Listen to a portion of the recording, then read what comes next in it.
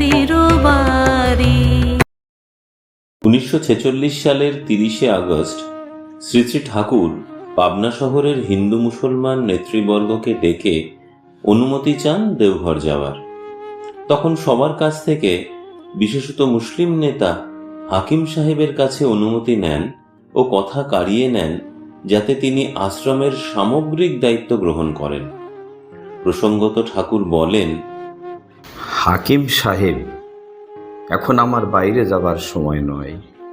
আমার মার নামে Manmohini institute of science and technology Kolkata ইউনিভার্সিটির অধীনে নতুন কলেজ হয়েছে। আমার কলেজ এবং ইউনিভার্সিটির পরিকল্পনা আমার আজন্মে। সেই সুযোগ হাতে এসে গেছে আমার। কেষ্টদা হচ্ছেন কলেজের প্রিন্সিপাল। কেষ্টদা সঙ্গে না থাকলে তো আমি কানা, তাই কেষ্টদাকে সঙ্গে নিয়ে যাব।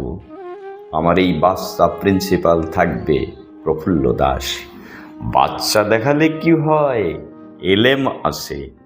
আপনি ওকে দেখবেন যাতে আমার মার নামের বিজ্ঞান কলেজ ভালো করে চলে। হাকিম সাহেব বললেন, আপনি নিশ্চিন্ত মনে যান। কখনো কোনো অসুবিধা হলে বঙ্কিমবাবু ও প্রফুল্লবাবু যেন আমাদের জানান। ফোনে একটা খবর পেলেও যা করার করতে পারি। খোদা তাআলার দয়ায় আপনি সুস্থ হয়ে সদল বলে তাড়াতাড়ি ফিরে আসুন। আপনি ফিরে না আসা পর্যন্ত আমরা শান্তি পাব না। পরিবেশটা তখন আবেগে ও মমতায় থরথর করে কাঁপছে। শ্রী শ্রী ঠাকুরের চক্ষু অশ্রু ভারাক্রান্ত, বেদনাহত দৃষ্টিতে চেয়ে আছেন সবার পানে। পূজনীয় খেপুদার বাইরের ঘরে বসে এই ঐতিহাসিক শেষ বৈঠক।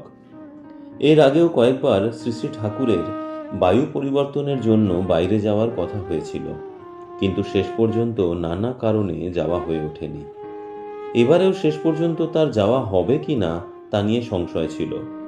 কিন্তু 1 সেপ্টেম্বর সকালে মাতৃমন্দিরের সামনে গিয়ে দেখি শ্রী শ্রী ঠাকুর যাওয়ার জন্য প্রস্তুত হচ্ছেন। তাকে ঈশ্বরদী স্টেশনে নিয়ে যাওয়ার জন্য গাড়ি প্রস্তুত। বেলা 10টা নাগাদ তিনি রওনা হবেন। শ্রী শ্রী ঠাকুর গাড়িতে ওঠার আগে তার পিতা ও মাতার প্রতিকৃতির সামনে প্রণাম নিবেদন করলেন। তারপর আশ্রম প্রাঙ্গণে মন্দিরে গিয়ে হুজুর মহারাজ এবং সরকার সাহেবের প্রতিকৃতির সামনে প্রণাম নিবেদন করলেন। তারপর মোটরে ওঠার জন্য রওনা হলেন। এই সময় আমি তার মুখের দিকে তাকিয়ে দেখি শ্রী শ্রী ঠাকুর কাঁদছেন। তার চোখের জল ফেলতে ফেলতে তিনি মোটরে উঠলেন। তখন আমার বালক বয়সে মনে প্রশ্ন জেগেছিল, সামান্য কয়েকদিনের জন্য তো শ্রী শ্রী ঠাকুর বায়ু পরিবর্তনের জন্য বাইরে যাচ্ছেন, তাতে তার মনে এত কষ্ট হচ্ছে কেন? 2 সেপ্টেম্বর বেলা 10টা নাগাদ শ্রী শ্রী ঠাকুর বৈদ্যনাথ ধাম স্টেশনে পৌঁছলেন। সঙ্গে পরিবার, পরিজন, পার্ষদগণ এবং সেবকগণ। তার বাসের জন্য প্রথমে বড়াল বাংলো বাড়িটি ভাড়া নেওয়া হয়। পরে West End House, Monomohini Dham, Golapbag, Rangan villa, Ashok Ashram, Hillsway, Shashadhar Smriti, Shivtirtha, Das villa, প্রসন্ন প্রসাদ প্রভৃতি বাড়ি ভাড়া করা হয়। রঙ্গন ভিলায় শ্রী শ্রী ঠাকুরের মধ্যম ভ্রাতা পূজনীয় প্রভাসচন্দ্র চক্রবর্তী, খেপু কাকা, হিলসওয়েতে শ্রী শ্রী ঠাকুরের কনিষ্ঠ ভ্রাতা পূজনীয় কুমুদরঞ্জন চক্রবর্তী, বাদল কাকা এবং গোলাপবাগে পূজ্যপাদ বরদা সপরিবারে বাস করতে থাকেন। শ্রী শ্রী ঠাকুর দেওঘর আসার সঙ্গে সঙ্গে পূর্ববঙ্গের বিভিন্ন স্থান থেকে দলে দলে বাস্তুত্যাগীরা আসতে শুরু করলেন। কর্মীদের উদ্দেশ্য করে শ্রী শ্রী ঠাকুর বললেন, 1 লহমা সময় আছে, এর মধ্যে আমাদের কাম সারা লাগবে। অন্যায় যা, অধর্ম যা, বাঁচা বাড়ার প্রতিকূল যা, তাকে নিরস্ত করে ধর্মের প্রতিষ্ঠাই হলো প্রধান করণীয়, যাতে কিনা সবার মঙ্গলের পথ খুলে যায়। আমাদের সংগ্রাম কোনো মানুষ বা দল বা সম্প্রদায় বা জাতির বিরুদ্ধে নয়, এই সংগ্রাম শয়তানের বিরুদ্ধে। অহিংসা মানে হিংসাকে হিংসা করা।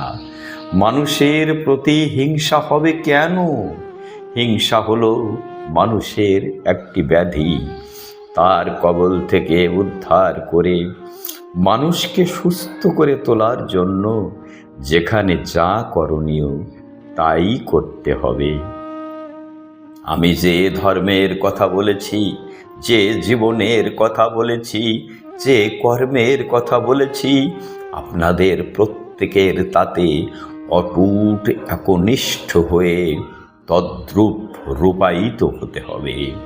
আমরা আজ বহু হয়ে পড়েছি। কর্মী যে কয়জন আছি তাদের সব কাজ ম্যানেজ করা মুশকিল। 40-50 জন এমন লোক চাই যারা লিড করতে পারে, দায়িত্ব নিয়ে যারা চালনা করতে পারে।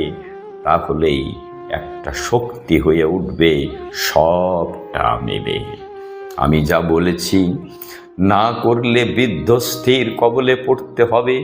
তাই সময় মতো সব কিছু মূর্ত করে তুলতে হবে, যাতে দেশের এক কোণেরও একজন অদীক্ষিত না থাকে। তা করা লাগবে। যা বলেছি প্রতি পদক্ষেপে যাতে সেই সত্যের জলুস ফুটে ওঠে, তোমাদের জীবনে সত্তা রঙিন হয়ে ওঠে, এমনভাবে চলতে হবে। নীতিগুলি শুধু কথায় থাকলে চরিত্র রঙিন হয় না, আর এই আশীর্বাদও বিকিরণ করতে পারে না তা প্রত্যেকের অন্তরে। আমাদের ভিতর দীক্ষিত যারা আছেন, যারা এই নীতি অনুসরণে চলতে সচেষ্ট, তারা অনেক উন্নত সাধারণ মানুষের চাইতে ভালোভাবে লিড হলে এরা যা অ্যাচিভ করতে পারত তার তুলনা হয় না। আমি খুব আশাবাদী। এদের দেখে আমি সুখী। এদের সহানুভূতি, সহযোগিতা, স্যাক্রিফাইস, আপ্রাণতা, সেবা, নিষ্ঠা অসাধারণ। বরিশাল